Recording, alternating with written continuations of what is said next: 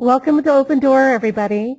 I'm Shannon George, your moderator and webinar organizer today. Before we start this session, I'd like to take a moment to ensure that everyone is ready and familiar with the webinar control panel. First, you should have a control panel on the right-hand side of your screen. You may minimize this panel by clicking on the double arrow button in the upper left corner. You may expand the panel by clicking on the same button. Secondly, you have the ability to submit questions using the chat pane located near the bottom of the control panel. Today's panelist is Rudy Krupka, President and CEO of Code Violation Services and on our advisory council at Open Door. CVS provides risk and loss severity management services to lenders, servicers, REO outsourcers, title and closing companies, focusing on proactive, unrecorded municipal code violation management. CVS's national services include municipal code violation disclosure reporting, property registration compliance processing, as well as HOA demand and violation disclosure reporting. During this webinar, Rudy will discuss code violations, VPR ordinances, and his organization's role in risk and loss severity management. I'm going to go ahead and hand this session over to you, Rudy.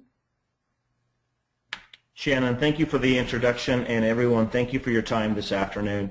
Understanding how busy all of us are, our goal and my expectations would be to spend the next 15-20 minutes with a PowerPoint presentation that we've prepared for Open Door, and then provide enough time for anyone if they would like to ask additional questions. So I promise that I'll have everyone back to work within the next 30 minutes or so. So as we get started into our overview of the current status of our industry, I'd like to really begin with a little bit of an overview of the entire aspect and growth of municipal code violations and why this is becoming such a issue for all of us.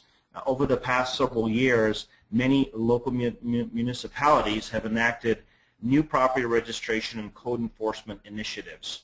And really the primary purpose is to address the challenges and issues of neighborhood blight and problems associated with today's foreclosure marketplace and thus vacant properties.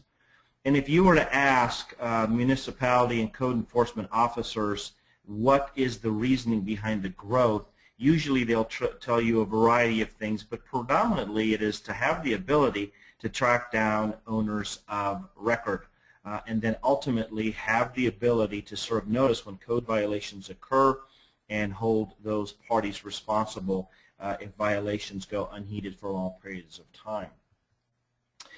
Most of you probably know the definition of what is a code violation, but I like to put a little overview in here. Because today, code violations range from property registration noncompliance, and we'll discuss a little bit about what VPR and NODs are today, but they run the gamut of the traditional trash in the yard, maintenance issues, improvements made without permit, zoning issues, public safety, and many times today we're seeing more and more issues with conditions that deal with public safety and nuisance. And fines for these violations can run from small amounts to very large amounts in excess of $1,000 per day.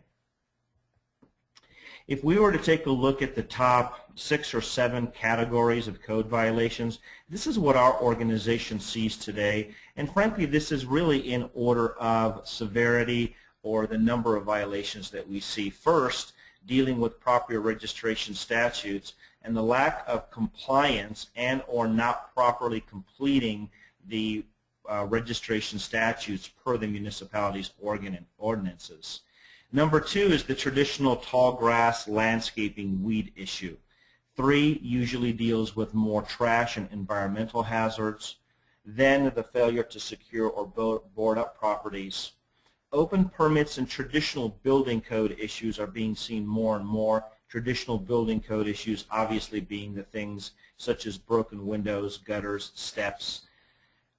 Secondarily, in many communities, we see a lot of illegal additions being cited quite often, as well as zoning issues. And last but not least, public nuisance. And public nuisance tends to deal more with the crime issues. of crime, safety, individuals getting into properties and dealing with drugs and criminal issues. I wanted to share with you at least a couple of examples of code violation ordinances across the country, and I tried to pull up some of the most recent ones, so you'll see all of these articles are dated, in fact, this month, October. Philadelphia is in the process of announcing a new effort to address their issues with blighted properties, and they have a new ordinance that will specifically focus on doors and windows, which will allow them to fine owners of record up to $300 per day per opening. I found this to be extremely unique, and I have yet to run across an ordinance that focuses on such a high fine and penalty when it comes to a specific issue like boarding up doors. Chicago, we all hear about and know about. There has been at least 2 or 3 different versions of their various code enforcement and vacant property registration issues, most of which have been passed within the last year or so. But the newest revision will create an ordinance that will put the responsibility again on the shoulders of lenders, those individuals that are the owners of record, and ultimately noncompliance in Chicago can result in fines between $500 to $1,000 for each offense. And I will share with you in a real-world example, Chicago tends to be a municipality where if there's a citation on the property, there's usually 12, 20, or 25 other citations as well. Richmond, California also recently announced a new ordinance focusing on cracking down on banks that are neglecting the foreclosed properties in that particular city. Again, you'll see that I highlighted in Richmond, California, the penalty for that particular ordinance is $1,000 a day for vacant properties with code violations. DeKalb, Illinois is also in the midst of reorganizing their code compliance ordinances, and I found this one particularly interesting and challenging because now in DeKalb, if a property owner is notified personally of a court hearing for code violations, the recorder's office can levy a maximum $1,000 fine or 120 days in jail or both. And DeKalb is a community that I have noticed is taking also a completely different stance, whether notification is done personally or notification is done with the citation that's being posted on a door. And last but not least, I wanted to also touch base a little bit about property registration. Because today as we speak about code violations and code enforcement, we would be remiss if we didn't address one of the primary challenges of property registration compliance and the variety of ordinances that are growing from vacant property registration, which we all know as VPR, notice of default, transfer of deed registrations, and today we're seeing more and more municipalities require tenant and rental registrations for properties that are being managed as a rental pool. A couple examples I also wanted to share of VPR or vacant property registrations. St. Paul, Minneapolis, and the Tri-City area is an example of something that's probably a little bit more on the extreme end when it comes to VPR.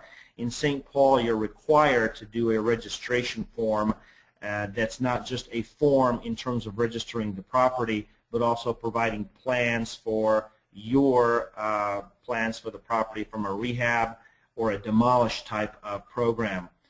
They have a substantial VPR fee, which is $1,100, and then ultimately they also want to ensure that the owner of record continue to provide access to the premise so local code enforcement officials can continue to do inspections. St. Paul is also unique because not only do they have the vacant property registration process, but they also then have a sale review process, which means that not only are you responsible for being current on all registration and fees, but then the city itself has to approve all of your corrections before they will allow you to sell that particular property and move forward with those issues.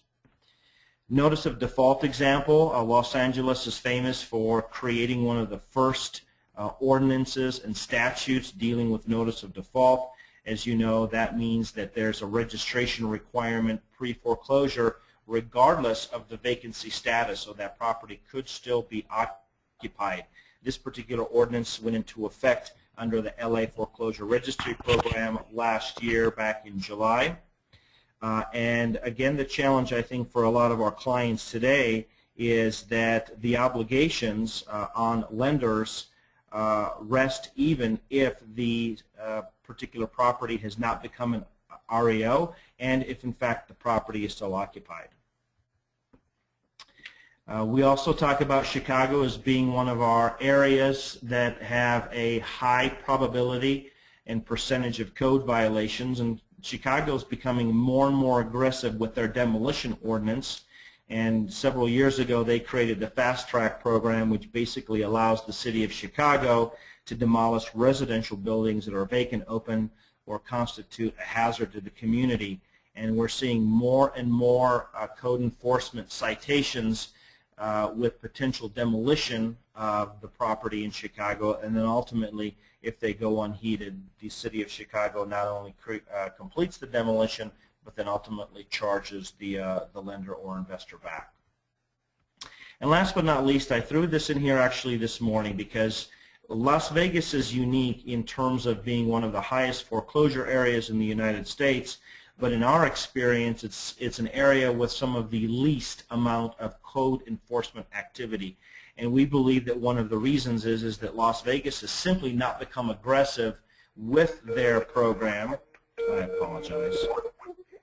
With their code enforcement and VPR program. And lo and behold, this morning I see an article that Vegas is now considering a proposal with their council that will make lenders responsible for the maintenance of vacant properties, and they actually do have stipulation on not only fines but possible jail time. So why do we see such an exponential growth in code enforcement and property registration initiatives across the United States? We look at it as really three distinct challenges. The first one being the challenge of the municipality and the things that they face in their own backyard in terms of addressing and managing neighborhood blight. We all know that today foreclosures and vacancies decrease neighborhood value. We see it day in and day out. It's also having an effect on, obviously, real estate taxes. And as the real estate tax revenue base decreases for municipalities, they're looking for other ways to replace the revenue. And obviously, with code enforcement, with registration statutes, with citations and fines, many municipalities are making up the difference with lost tax revenue. Secondarily, the number of vacancies that you see in some of these neighborhoods obviously have an effect on the increase of crime, drug, gang activity, which requires more police and fire department activity, and ultimately a lot of this is becoming a drain on municipality security forces and code enforcement budgets. Excuse me. And so ultimately they're again looking for a new way to generate revenue. Secondarily, we also see the challenge in the marketplace that as the volume of foreclosures and vacant properties continues to increase, tracking down the actual owner of record is literally next to impossible. And if you think about the challenge of recording, vesting, today's robo-signing issues, and the number of servicers that may be responsible for particular properties, municipalities just don't have the resources today to ensure that the notification reaches the right individual. And third, one of the aspects and challenges that we see is the fact that municipal code violations are excluded from title policies. And that means that they are not anywhere to be found today in public records. They're not necessarily recorded as liens. And very few examples or times do we find that code violations are actually recorded and picked up by title. And since they transfer with the property, we see many examples where municipal code violations have been cited on properties 3, 4, 5 years ago with daily fees accumulating for multiple years. And if title's not picking it up and it's staying with the property, it's becoming a much, much larger issue in the marketplace. So this is a little bit of an overview of thoughts of our entire industry and really who should be concerned about unrecorded code violations. And it does run the gamut of almost starting at the very beginning of the stream when we talk about investors or hedge funds. Obviously, unrecorded violations can affect property value, and especially low-value assets with unrecorded violations can be already in negative equity positions, and we see that honestly day in and day out. Loan originators today, if we look at statistics and if 40% of our residential real estate sales are on properties in some stage of previous default, I'd be seriously concerned about the number of unrecorded issues that are associated with the property, especially considering that a lender's policy also excludes all violations, permit, and zoning issues. Loan servicers is a perfect example where servicers are oftentimes making pre-foreclosure decisions based on value, not looking at unrecorded violations that ultimately affect the value and that pre-foreclosure decision. Asset management companies with the fiduciary responsibility of disposition. This is one of the biggest challenges we see today in terms of closings, busting, or taking longer, and the increase of loss severity when violations go unchecked. And I always find it interesting that in years and years and years you don't find a code violation. Somehow it seems to always rear its ugly head 30 days before closing. And then obviously as things continue to flow through the disposition process, we also see that brokers today and agents are extremely exposed to potential risk exposure and loss severity working with buyers, since number one, title companies exclude violations from their search, and two, their sellers and their clients are selling contracts executed as is, whereas. Ultimately that opens up the door for potential litigation and exposure to agents after closing. So why should we be concerned about unrecorded code violations? Where I think this makes common sense to most people is that today when you look at timelines, and in some municipalities it could take up to 2 years to actually foreclose on a property, and it's been vacant for that period of time. By the time it forecloses, makes its way through the REO process, you can see a tremendous increase in daily fines as they continue to accumulate. Obviously municipalities are going back on some time frame and assessing additional violations. It increases certainly the chances of the collateral simply being demolished, and continuation of holding costs and closing timelines increase. Some of the specific challenges, if you take a look at what's going on in the marketplace, is that we see the accumulation of daily violations and fines, the delay in REO closings, and obviously holding costs for clients, continuation of mounting repairs and maintenance. Obviously that doesn't go away. As I said earlier, the increase in demolition risk. We're seeing more and more litigation action from municipalities against owners of record. Traditionally, that's flowing to servicers and to the asset management companies. There's certainly an increase in public safety issues and negative media risk. Although I don't have a lot of examples today, we are starting to see more ordinances include criminal statutes, and we'll probably see in the future the potential for criminal prosecution by municipalities. And then, as I mentioned earlier, from a real estate standpoint, the litigation risk from buyers after closing.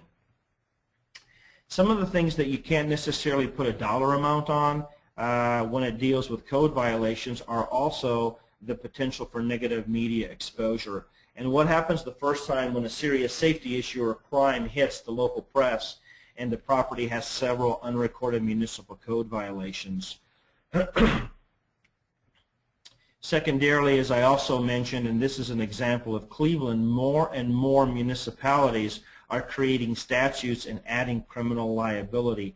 Cleveland, several years ago, being one of the more aggressive municipalities, actually has a penalty, which is a first-degree misdemeanor of a $1,000 fine and a potential of 180 days incarceration for each day the property is out of compliance with the city code. Here's just a few examples of some of the things that we see day in and day out in properties across the United States. And a couple of the things that we're seeing more and more is the number of code violations in terms of the dollar amount versus the actual value. So in this example, for a California property, $355,000 in code violation fines on a $259,000 property. And one of the things that caught my eye looking at this one is that the penalties were accruing at $525 a day since 2008. In this example in Miami Beach, Florida, again, you're talking about a $100,000 property with close to $1 million in code violations. To this day, I will tell you that the highest code violation that we have ever seen has been, in fact, in the Miami, Florida area. The code violation was well over $2.5 million on a $50,000 property. And this example also caught my eye in Miami, not just because the value of the property was only $50,000 and there was $1.1 million in fines, but this is an example where finally Miami is turning some of the violations into recorded liens. Yet I will also tell you in many examples we're looking at the preliminary title reports, and for one reason or another title is not necessarily capturing all of the violations, even though the city is turning them into actual liens. So what's the solution? In our opinion, in our experience in the marketplace today, it's all about taking a proactive code violation management stance. Minimal investment up front, as we see today, always delivers a substantial return on the back end. Ultimately, the goal is how do you lessen loss severity and exposure. The challenge is today is also for our clients to keep them out of the press from a negative publicity standpoint. And we always recommend looking at and creating a centralized approach to code violation disclosure management. Having a single point of contact to manage code violations internally has been a much better solution than trying to have multiple sources tackle the same problem. One of the things I'd like to do just very quickly is a quick overview of what we do. Is Code Violation Services has developed a proprietary technology platform. We have a national database of thousands and thousands of code compliance ordinances, and ultimately over the last 3 years we've built relationships with the individuals responsible for the citations in various communities across the United States, and our services today do span all 50 states. And what we do is we provide an unrecorded municipal code violation report to a variety of individuals in the mortgage banking marketplace to effectively address issues with decisions on due diligence, origination, pre-foreclosure decisions. Many of our clients today are REO clients as well as escrow and closing companies. And ultimately our goal is to provide this information as early on in the process to minimize our clients' risk exposure and help manage their financial loss severity. So real quick, this is our sort of closing recap. What are the benefits of creating a proactive management program? First and foremost, we're decreasing the time required to resolve last-minute violations and exposure to fines and liens. One of the benefits that we see with the proactive strategy is that we are able to identify violations well before fines are assessed. And it's much easier today to address, remediate, and negotiate violations without having to also negotiate fines.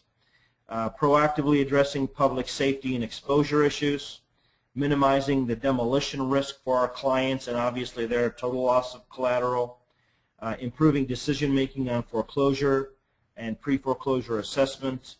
Can't put a dollar amount on this, but obviously over time we're building a lot of goodwill with municipalities and our clients because of the fact municipalities are looking for contact and proactive clients to address these issues, and then as we've discussed on a couple of occasions, starting to minimize the cost of litigation action taken from local municipalities. And ultimately it's all about return on investment. What does it cost to provide services versus what the savings and loss severity will be. So here is my personal contact information. Should anyone have any questions or would like to follow up further as to what we do or need assistance in their backyard, I would be more than happy to assist or discuss anything that we've presented today. So Shannon, I'm going to ask you to go ahead and take this back over, and if there's any questions, I'd love to answer those for you. Well, thank you very much, Rudy. The information that you presented is so valuable to the community, and we thank you for taking the time to present to us today. I'm going to open up the floor for any questions that we might have from our attendees. You could submit your questions using the question feature or the chat feature at the bottom of your screen. I'll be more than happy to field the questions to Rudy.